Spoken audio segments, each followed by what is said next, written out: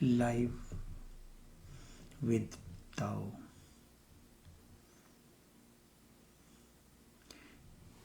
Do not try to synthesize these techniques. Do not try to compromise. The techniques of surrender is for the feminine mind. I am not talking about female body, feminine mind. And the technique of effort or endeavor is for the masculine mind. And they are bound to be polar opposites.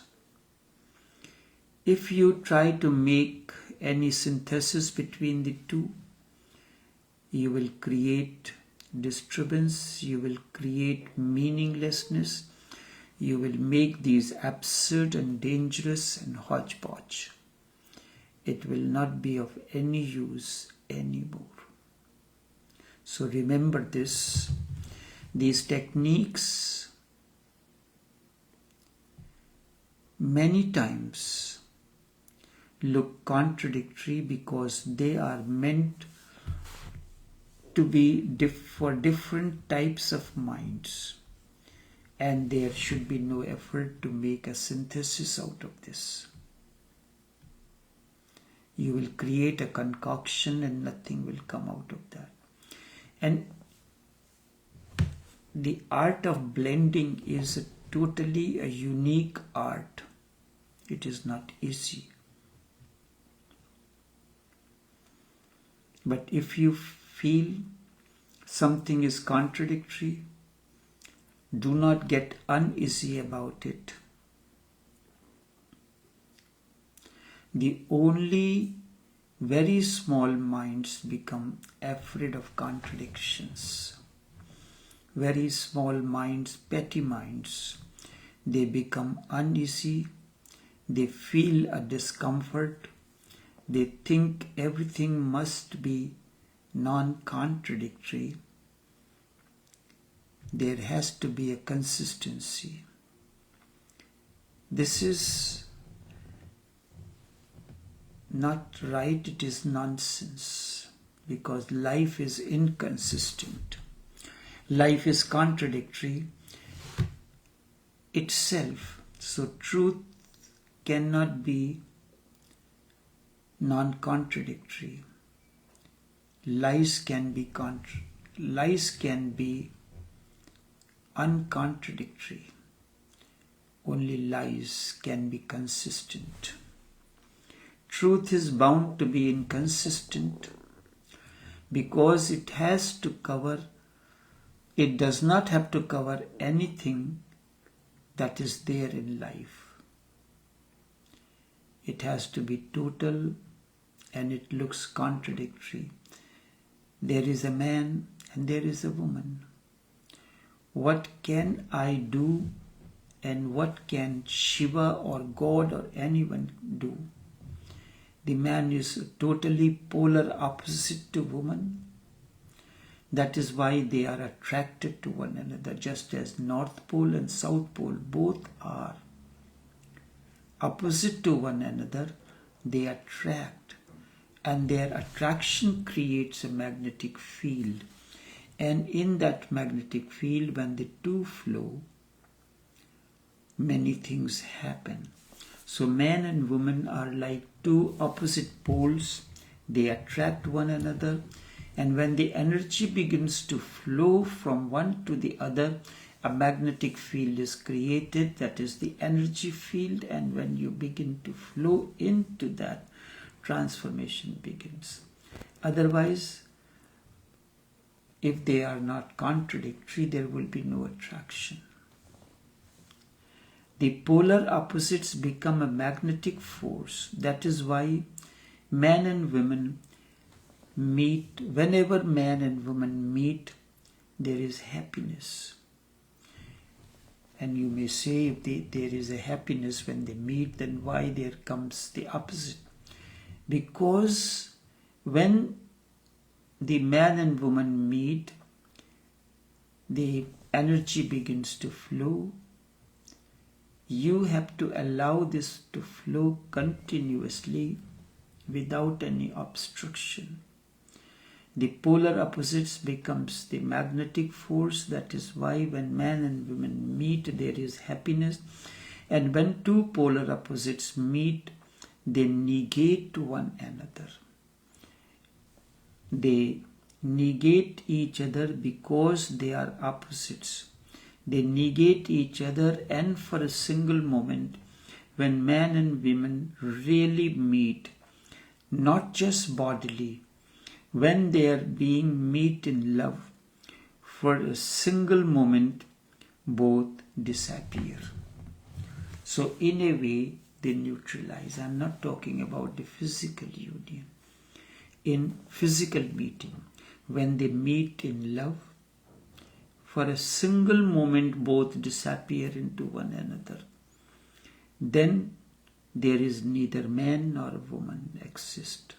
So for this to happen, this disappearance to happen, the opposites, the union of the opposites is important. Man and woman, first they attract one another. They are like a magnetic force. They create a magnetic force, and they negate one another. They neutralize one another. In a certain moment, they dissolve into one another. They disappear. Then there is neither man nor woman. That is what bliss is really. When the two dissolve into one another. And that is bliss. That is in reality the life beyond. When the opposites meet, life beyond, life transcendental, is when the two opposites first attract one another, flow into one another, and neutralize one another. Then this single moment of neutralization, single moment of disappearance into one another has to continue. The same can happen within you also, because deep analysis shows that within you also there is a polarity. Now, modern deep psychoanalytic approaches have revealed that conscious mind and unconscious mind are polar opposites within you as well. The left hemisphere and the right hemisphere. These mystically are known as the masculine and the feminine energy, but their nature is the same. They are opposite to one another. They attract, and they never dissolve. So modern psychoanalytic approach have called these as conscious mind and unconscious mind. If you are a man, your conscious mind will be masculine, and if you are a man, your conscious mind is masculine, your unconscious mind will be feminine. And if you are a woman, your conscious mind will be feminine.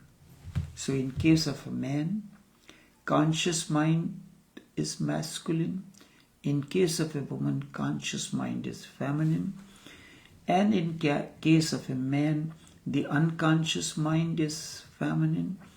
And in case of a woman, the unconscious mind is masculine. The unconscious is opposite of the conscious. In deep meditation, there comes a moment of orgasm and intercourse, a love between your conscious and unconscious mind. You become one. When they become one, you attain to the highest state of bliss possible. This is what happens when a woman is sitting in meditation. The orgasmic state between the union of conscious and unconscious mind. Woman's conscious mind is feminine and her unconscious mind is masculine. So union of masculine and feminine mind. When the energy begins to flow or you sit in meditation, there are men and women. The same process of union happens between the two. The masculine and the feminine mind in man dissolve into one another, disappear. A state of orgasmic experience comes. And in case of women, the same thing happens. And when the two, man and woman, have thus attained the union within themselves, the state of blissfulness within themselves, through meditation, and so what happens? The man is an energy flowing, the bliss flowing. The woman is bliss flowing, because in man both conscious and unconscious have merged, or the two hemispheres are one. In case of a female, two unconscious and conscious have dissolved into one another. Two hemispheres have merged into one another. And suddenly, when these two types of people, man and woman, attract one another, the union, the inner orgasmic state is like two streams flowing into one another.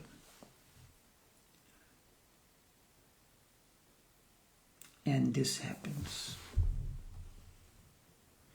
So, man and woman can meet in two ways. You can meet a woman outside you.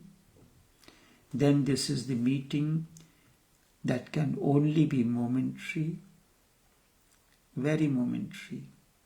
For a single second a peak comes and then things starts falling away. This is what happens in your so-called love life. There is another meeting of man and woman that happens within you. Your conscious and unconscious merge into one another. And when this happens, the meeting is eternal. The sexual pleasure is also,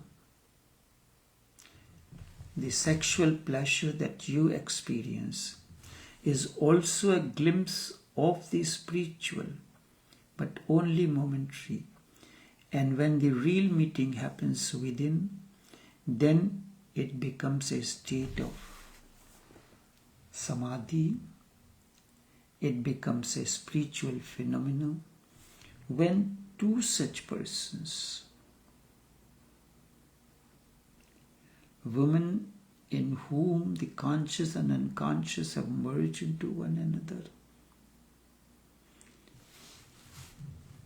and also it happens when the process has begun of you are gaining the meditative insights. A woman starts gaining meditative insights, occasional and frequent moments of dissolution of the conscious and unconscious has happened, and the same thing has happened in the man when such people merge into one another, when they interact with one another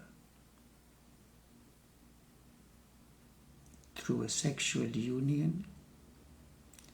Their experience, their state of blissfulness is beyond imagination. But you have to start from your conscious mind. So if your conscious mind is feminine, surrender will be helpful. And remember, being a woman is not necessarily synonymous with having a feminine mind. You have to discover whether it is your mind is feminine, surrender is possible for you, or endeavor or effort. That creates a difficulty. Otherwise, everything would be as easy. Then woman would follow the path of surrender and man will follow the path of will. But it is not always all women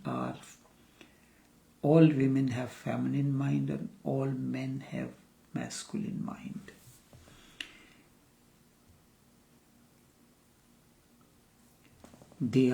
There are women who have a masculine mind. Their very approach towards life is aggressive. So this is the criteria. If your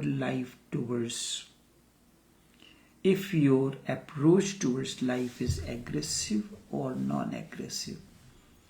If as a woman your life is aggressive, you are a domineering person, then basically you are a masculine mind and you have to follow the technique of effort, endeavor. And if as a woman you realize you are very passive, non-aggressive, not domineering, it may be that certain times you may try to assert your point, but overall when you look at it, aggregate of your approach to life is that of passivity, non-aggressive. Then you may be female, but your approach should be of surrender. Then we can play the game of the two. That is a different story, different approach. But because of women's liberation movement that has created more and more masculine women, women are trying to compete with the men. And because of this movement, men are also trying to be more feminine. This we see. They will be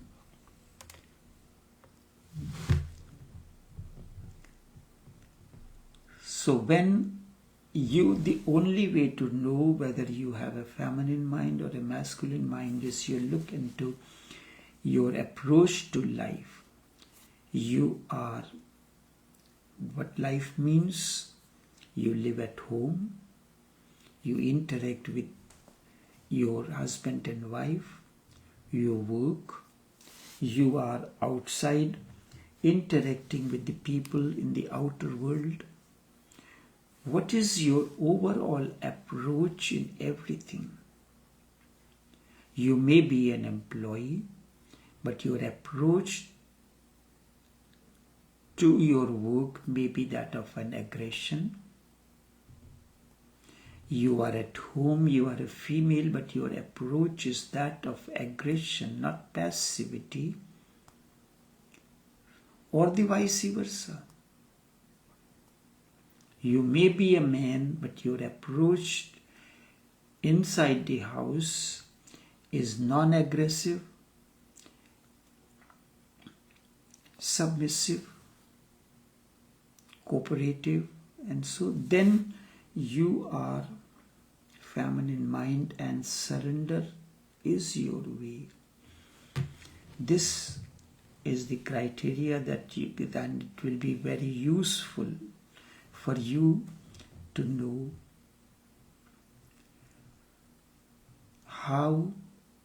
what kind of approach will be easy for you. But when you come in the company of the Master, by looking at it becomes easier for him, because I cannot explain the criteria how it happens, but immediately it becomes clear to him what can be the path of this person. But whereas on your own, it will take time.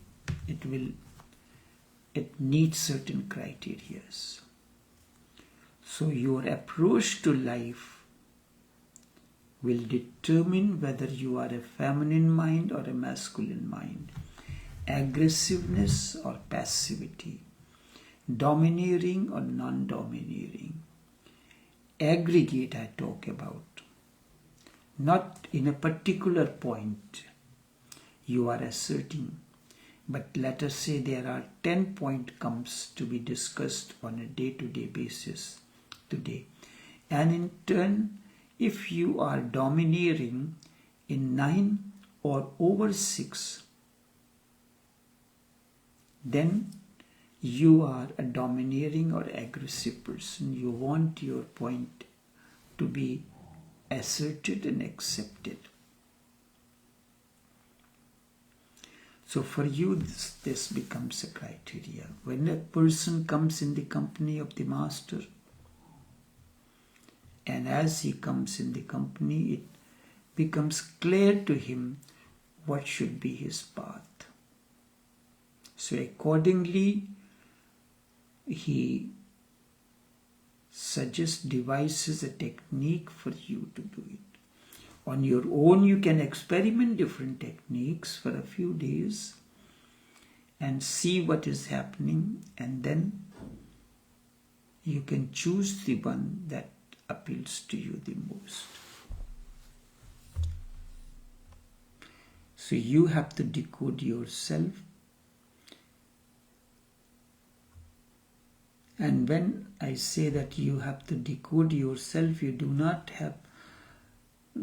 think in terms of valuation. Do not think that you are a man. How can you be a feminine mind? This we have to understand. So enough for now.